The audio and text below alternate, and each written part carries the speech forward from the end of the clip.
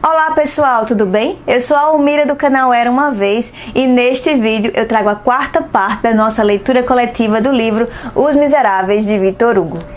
Essa é uma jornada maravilhosa que eu tenho muito orgulho de compartilhar com vocês. Nós já estamos entrando na leitura da parte 5 e esse é o vídeo resenha da parte número 4, o idílio da Rua Plumet e a epopeia da Rua Saint-Denis.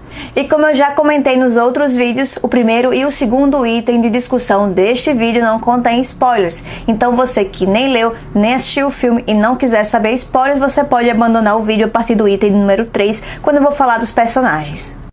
O primeiro item que eu vou comentar nesse vídeo é sobre a narração / o autor. E aqui novamente o Victor Hugo vai colocar vários detalhes de sua vida pessoal na vida dos personagens e nas discussões que ele toma em suas digressões. E isso só corrobora aquela célebre frase de que toda ficção tem um pouco de autobiografia e toda autobiografia tem um pouco de ficção. Por exemplo, uma proposta que o Sr. Guy Lenormand fez a Marius foi a mesma proposta que o Victor Hugo fez a um de seus filhos. Na página de 1040, nós temos um pouco do que era o pensamento, inclusive o pensamento político do Victor Hugo, que foi senador francês, e eu cito aqui para vocês. Não nos cansemos de repetir. Antes de tudo, deve-se pensar nas multidões deserdadas e sofredoras, aliviá-las, arejá-las, iluminá-las, amá-las, ampliar magnificamente seu horizonte, prodigalizar-lhes de todas as formas a educação, oferecer-lhes o exemplo do trabalho e nunca o exemplo da ociosidade, diminuir-lhes o peso do fardo individual, acrescentando-lhe a noção do objetivo universal, limitar a pobreza sem limitar a riqueza, criar vastos campos de atividade pública e popular, ter, como Briareu, 100 mãos para estender de todos os lados aos oprimidos e aos fracos, empregar o poder coletivo no grande dever de abrir oficinas para todos os braços, escolas para todas as aptidões e laboratórios para todas as inteligências, aumentar o salário, diminuir o infortúnio, equilibrar o dever e o ter, isto é, proporcionar o gozo ao esforço e a fartura à necessidade. Em poucas palavras, fazer liberado o aparelho social em proveito daqueles que sofrem e daqueles que ignoram, mais claridade e mais bem-estar. E aqui nesse capítulo você pode entender um pouco sobre como era esse pensamento político do Victor Hugo. Ele era contra o capitalismo da época, mas também tinha críticas ao comunismo. Na verdade, ele era um político liberal, mas que ao mesmo tempo defendia políticas sociais. E o segundo item dessa discussão é sobre a escrita e sobre as minhas dificuldades lendo esta quarta parte.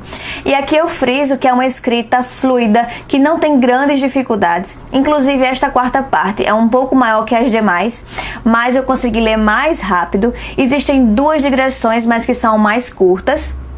Uma digressão é sobre o contexto histórico, social e político do ano de 1832. E é muito importante para a gente conseguir compreender o enredo desta quarta parte.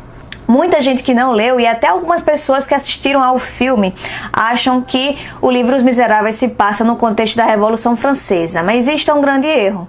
Na verdade, o livro vai se passar entre os anos de 1815, que é com a Batalha de Waterloo, até o ano de 1832, que é o que cita-se nessa quarta parte. Nesse ano se vivenciava uma monarquia com o rei Luís Felipe. Contudo, apesar dele ser um bom rei, dito por muita gente como um bom rei, ser mais liberal, ser mais progressista, o problema é que a monarquia já estava fadada ao fracasso. O problema não era ele em si, mas o que ele representava e o entrave que isso era para o desenvolvimento da República. Se não fosse o Victor Hugo, muito provavelmente as insurreições de 1832 que são citadas nesta parte teriam caído no completo esquecimento, uma vez que elas não tiveram sucesso. Inclusive, no meio dessa digressão, ele vai falar sobre as antigas prisões monárquicas. Inclusive, algumas funcionavam em calabouços, as pessoas eram acorrentadas pelo pescoço e tinham que ficar vários dias, semanas e até meses em pé. E essa quarta parte deixa um final com um gosto de quero mais, você fica ansioso para iniciar, para saber o que vai acontecer. Inclusive eu já li a quinta parte também, eu terminei de ler na maratona de carnaval. Eu vou colocar aqui no card para vocês poderem também acompanhar como foi essa minha maratona. Ele consegue captar nossa atenção e nos teletransportar para essa rua, para a Rua Saint-Denis, onde tinha uma das principais barricadas de 1832. E agora eu vou falar sobre a parte de número 3, sobre os personagens que me cativaram nesta quarta parte. E o primeiro personagem que eu vou falar é o Gavroche, um garotinho que é um dos filhos de Thénardier, que foi completamente abandonado por eles, que vive nas ruas, que tem um coração gigante. É impossível não se apaixonar por ele. Ele já tinha aparecido na parte 3, na parte Marius, mas foi uma aparição curta, e é na parte 4 que ele vira uma grande estrela. Ele, bem-humorado, corajoso e bondoso, eu me senti várias vezes tentada a entrar dentro do livro para trazer ele para casa e poder cuidar dele. Em um certo momento da narrativa, ele vai ajudar seus 2 irmãos menores. Sim, os Thénardier tiveram mais 2 meninos que largaram no mundo. E, gente, o que foi aquela cena do elefante, quando ele abrigou os seus 2 irmãozinhos sem nem saber que eram seus irmãos? Naquele monumento cheio de ratos, ele dividiu a sua comida, que era muito pouca, e ofereceu a eles segurança. Depois ele ainda salva o ingrato do pai dele, que é o Thénardier. O que aconteceu foi que o Thénardier foi preso junto com alguns outros comparsas após a cilada do padeiro Gorbeau. Só que acaba que ele foge, só que ele fica preso em cima de um telhado e não tem como sair. E já está perto de amanhecer e ele ser recapturado. E colocando a própria vida em risco, o Gavroche sobe na escada, resgata esse pai que nem para dizer obrigado. Outra personagem que se desenvolve é a Éponine, a filha mais velha do casal Thénardier. Eu confesso que eu tenho um pouco de raiva dela, apesar de entender que ela era uma criança e que reproduzia os comportamentos dos pais, mas ela se desenvolve muito nessa parte número 4. A gente enxerga nela uma personagem muito humana, corajosa e que é completamente apaixonada pelo Marius. Com dor no coração, ela ajuda Marius a reencontrar Cosette e também protege, arriscando a própria vida, a casa em que vivia Cosette de seu pai e seus comparsas. Em um certo momento, ela vai atrair o Marius para a barricada. Lá a gente vai encontrar os amigos de ABC, o Marius, o Gavroche e a Éponine. E um outro personagem que já foi citado antes, mas que a gente conhece com mais detalhes na parte 4, foi o Sr. Mabeuf.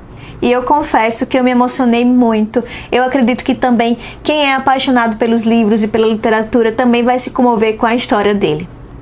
A vida do Sr. Mabeuf era os seus livros, era a sua estante, era a sua coleção. Infelizmente, a vida quis que ele empobrecesse e que ele tivesse que vender os seus livros para poder comer. Olha só esse trecho. Ele abriu seu armário, por bastante tempo contemplou, um após o outro, todos os seus livros, como um pai que, obrigado a dizimar seus filhos, os contemplaria antes de escolher. Então rapidamente pegou um deles, colocou-o debaixo do braço e saiu. Voltou 2 horas depois sem nada debaixo do braço, colocou 30 soldos sobre a mesa e disse: "A senhora fará o jantar." Quando finalmente ele vende o seu livro, o livro mais precioso, aquele que ele tinha edição exclusiva, e ele se vê com a estante vazia, ele também se esvazia de sua vida e ele acaba indo numa missão suicida para a barricada. E aqui eu já vou entrando no 4º item, que é o enredo. Então a gente já sabe que o Jean Valjean e a Cosette se mudaram para essa casa na Rua Plumet e, com a ajuda de Éponine, Marius consegue reencontrar e vivenciar uma grande paixão de primavera com a Cosette. Só que em um determinado momento, o Jean Valjean se sente encurralado e ele acaba pensando que é o Javert atrás dele e não sabe que, na verdade, é o Thénardier e seu bando. Éponine também chega lá no ouvido dele e fala para ele fugir, para ele sair de lá, que lá ele está correndo perigo.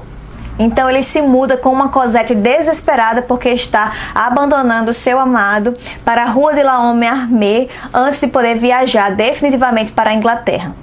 Ele também vai descobrir, através do reflexo de um mata-borrão, que a Cosette escreveu para Marius. E você consegue descobrir através da leitura o quanto esse acontecimento vai mexer com a alma do Jean Valjean. Ele tinha a Cosette como um porto seguro, esse amor que ele tinha por ela, esse amor paternal. E ao descobrir que tinha um aproveitador atrás dela para roubá-la dele, ele se sente tão mal, pior ainda do que se ele tivesse sido condenado de novo às galés. E apartado desse amor, o Marius praticamente enlouquece, ele entra em depressão, ele deixa de se cuidar, ele deixa de comer e ele acaba indo para a barricada, o que não deixa de ser uma atitude suicida. Ficou claro que eles não tinham a menor chance de sucesso, a menos que tivessem o apoio popular, o que eles não tiveram. Um outro personagem já conhecido nosso também entra na barricada e é o Javert. Ele está disfarçado, não está como inspetor de polícia, mas ele acaba sendo descoberto e sendo preso como traidor. Quem descobre ele, inclusive, é o Gavroche. Terminamos essa parte com a morte da Eponine para salvar a vida do Marius, e ela acaba entregando para ele o bilhete da Cosette e descobrindo onde ela está. Nesse bilhete ela fala onde está morando antes de viajar para a Inglaterra, e aí ele escreve um bilhete de resposta que ele pede a Gavroche para entregar com 2 objetivos. O primeiro era tirar Gavroche ali do centro da batalha, e o segundo era para se despedir de Cosette, porque ele tinha certeza que ao amanhecer ele estaria morto.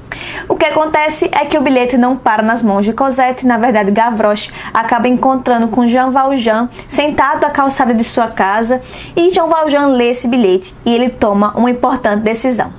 E essa decisão nós vamos conhecer na parte 5, intitulada Jean Valjean. E eu finalizo esse vídeo falando sobre o item 5, que são as emoções ao ler esta parte do livro Os Miseráveis de Victor Hugo.